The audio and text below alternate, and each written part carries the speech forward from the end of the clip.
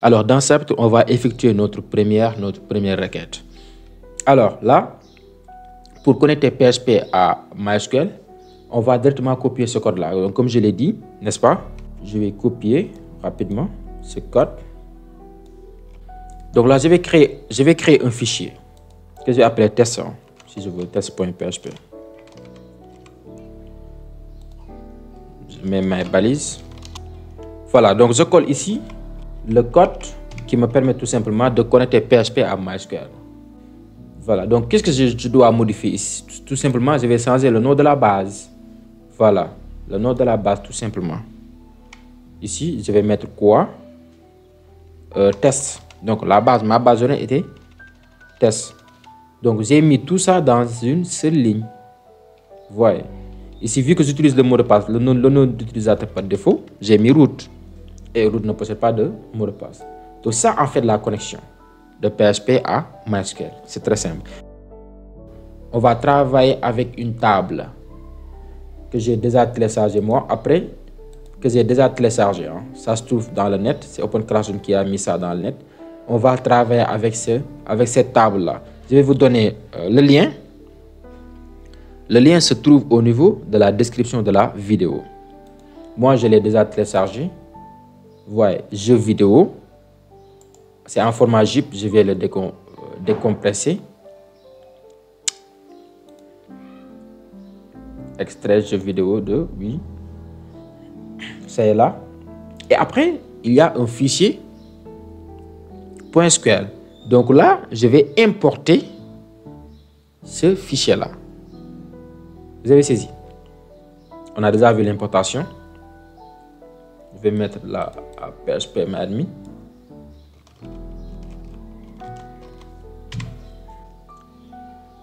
Là, pourquoi ça me fait ça? Parce que je ne m'étais pas déconnecté. Mais à un certain moment, la déconnexion sera automatique. Je clique sur connexion. Après là, je clique sur ma base de données test pour procéder à l'importation. Voilà. Donc ma base de données test ne possède que cette table-là. Je vais importer le fichier jeuxvideo.sql. Voilà, ici je clique sur le dossier jeuxvideo.sql. Je clique sur importer automatiquement. Voilà. Donc ici, j'ai ma table jeu vidéo. Je vais voir sa structure. Donc jeu vidéo, voyez, possède comme champ ID, nom, possesseur, console, prix, nombre joueur max et commentaire. Vous avez saisi. Et là, il a beaucoup de contenu.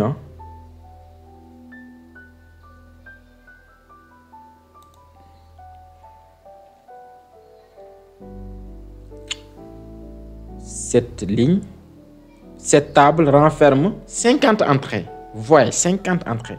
Donc, on va se référer, on va travailler avec cette table-là pour bien illustrer la requête que l'on va voir, qui consiste tout simplement à afficher le contenu de cette table-là. Alors là, la requête que l'on va voir, la requête SQL que l'on va voir, c'est select asterisk from jeu vidéo, qui permet tout simplement d'afficher tout le contenu de la table jeu vidéo. Donc ici, select. La select, c'est tout simplement l'opération à effectuer. Là, je veux tout simplement afficher le contenu d'une table. J'utilise le mot-clé select. Après, dans le chapitre à venir, on va voir comment ajouter, comment modifier, comment supprimer, etc. Dans ce cas, on va utiliser des opérations. Donc, pour afficher le contenu d'une table, on va utiliser select. Vous avez saisi. Après, on mentionne les champs à afficher. Vu que je veux afficher tous les champs, vous avez saisi, je mets astérix. Si je veux afficher toutes les informations des tuples des entrées, et bien là, je mets astérix. Dans ce cas, je vais afficher le nom, possesseur, console, prix, nombre, joueur, max, commande, etc. Donc, j'ai récupéré toutes les informations ainsi de tous les tuples, de toutes les entrées. Voilà ce que ça veut dire, le astérix là. Maintenant, from veut dire dans. Je récupère toutes les informations qui se trouvent dans la table jeu vidéo. Vous avez saisi? From jeu vidéo. From veut dire dans jeu vidéo. Tous les champs dans jeu vidéo. Je sélectionne tous les champs dans jeu vidéo. J'affiche tous les champs dans jeu vidéo. Maintenant, là, si on tape ce code directement, rien ne va marcher. On va introduire la base de données MySQL à travers PHP. Et PHP va utiliser le PDO. Vous avez saisi? Donc, mettons ça en pratique. Donc, une fois tout simplement faire la connexion, c'est impératif, il faut toujours faire la connexion. Maintenant, qu'est-ce qu'on va faire? Je vais créer tout simplement la variable qui va stocker le contenu, le résultat de la requête. Vous avez saisi? Donc, je vais l'appeler comment? Je peux l'appeler par exemple jeu vidéo statement, comme ça, égal. Et là, je vais évoquer cette variable-là. C'est la variable de la connexion. $MySQL. Après, j'appelle la fonction, la méthode de PDO qui est prépare, comme ça. Donc, pour appeler une méthode, on utilise la flèche. Comme ça, j'évoque la méthode prépare. Vous avez saisi, comme ça. Et c'est à l'intérieur de cette méthode-là, cette méthode prend en paramètre en fait la requête. C'est-à-dire select astérisque from, voyez, le nom de la table, jeu vidéo. Comme ça. Voilà. Si vous voulez, vous pourrez créer une variable qui stocke la requête. Si vous voulez. C'est ce que je vais faire. Je coupe ça. Donc, je vais mettre tout simplement SQL query. Requête SQL. Égal. Je colle. Point virgule. Et là, je vais mettre ici SQL query. Comme ça. Vous avez saisi. Maintenant, une fois que l'on a fait ça, eh bien, notez très bien que cette variable-là va contenir un objet. Et cet objet va contenir la requête, mais qui n'est pas exploitable. Maintenant, on va exécuter la requête à travers une fonction.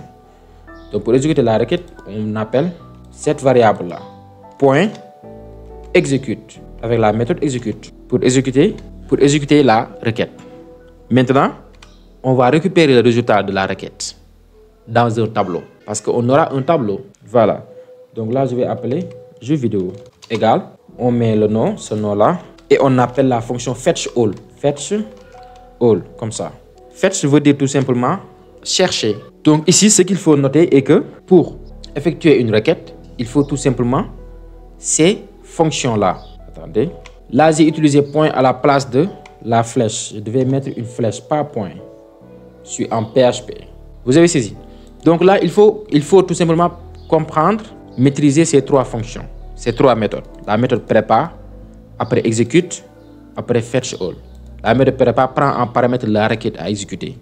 Voyez. Et on stocke la requête au niveau d'une variable qui est un objet. Après, on va exécuter cette variable-là. On va exécuter l'objet à travers la méthode exécute. Après, on récupère maintenant le contenu dans un tableau avec la méthode fetch all. Aussi simple que ça. Maintenant, si je veux afficher le contenu, je vais utiliser une boucle. C'est évident. Utiliser la boucle for each. Là, je vais mettre quoi? $jeu vidéo âge $entrée. Vous avez saisi?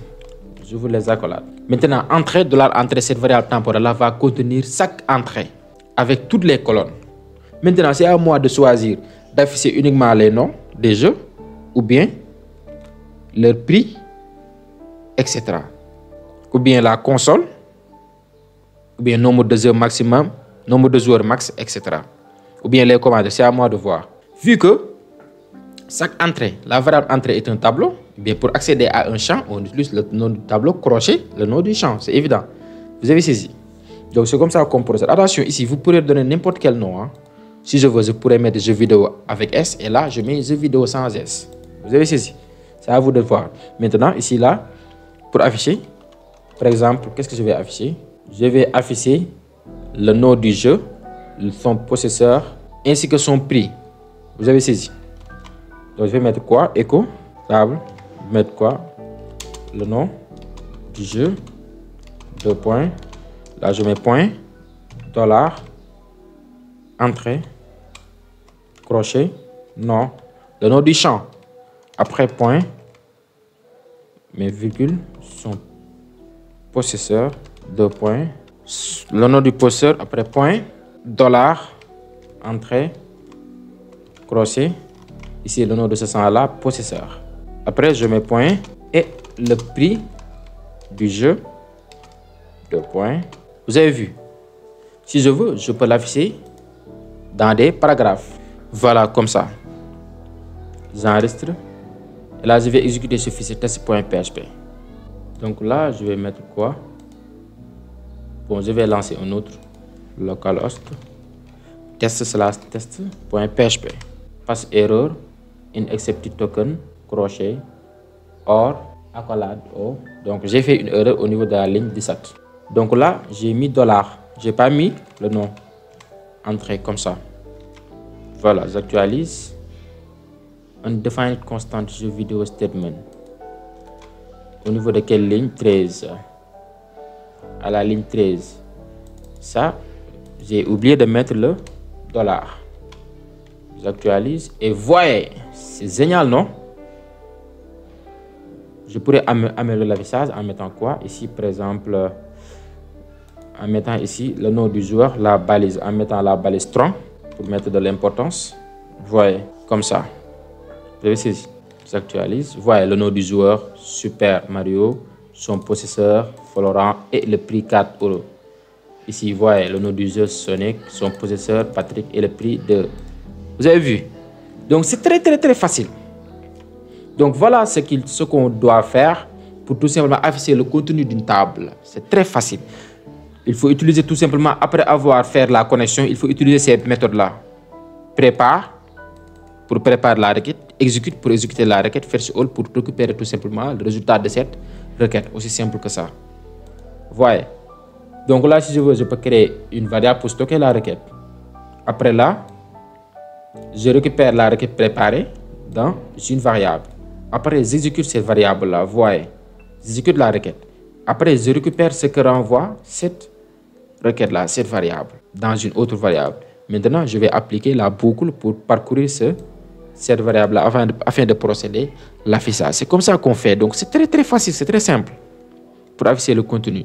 Mais attention ici, vu que, par exemple, là, je n'ai besoin que d'afficher le nom, le possesseur, ainsi que le prix du jeu. Donc, inutile de récupérer tous les champs. Voyez-vous? Inutile de récupérer tous les champs parce que ça sera une requête lourde. Vu que je n'ai besoin que 200 ou 3 champs, je pourrais récupérer directement ces 3 champs-là et laisser les autres. Parce qu'avec Astérix là, ici au niveau de la règle, ça récupère tous les champs. C'est comme si l'on a mentionné tous les champs en les séparant par virgule. Maintenant, comment procéder pour récupérer par exemple le champ possesseur, prix et nom? C'est très simple. Donc on va enlever ça et mettre nom, virgule, possesseur, virgule, prix. Comme ça, j'enregistre et j'exécute. J'actualise. Colonne not found, j'ai fait une erreur. J'ai mentionné une colonne qui n'existe pas. Possesseur, j'ai mal écrit possesseur. C'est comme ça qu'on écrit possesseur. Voyez, ces genre d'erreur là. SQL state, j'ai fait une erreur. Au niveau du SQL, colonne not found. J'ai mentionné, j'ai essayé d'évoquer une colonne qui n'existe pas. Un noun colonne possesseur. Vous voyez, au niveau de la ligne 12. J'actualise. Tout se passe bien. J'ai le même résultat. Voyez. Donc, ce requête-là prend moins de temps que la requête de tout à l'heure. J'ai récupéré que les champs qui m'intéressent. Vous avez saisi? Donc, c'est comme ça qu'on fait. Si je veux récupérer tout simplement le nom, je fais ça. Vous avez saisi? Voilà, c'est tout. Donc, voilà, c'est tout pour ce chapitre qui est très simple. Donc, ce chapitre nous a permis à apprendre tout simplement comment récupérer le contenu d'une table. Vous avez saisi? Maintenant, dans le chapitre suivant, on va apprendre à faire du filtrage. C'est-à-dire, on va apprendre à sélectionner certaines entrées. Pas toutes les entrées, mais certaines entrées. On se dit à la prochaine vidéo. Merci.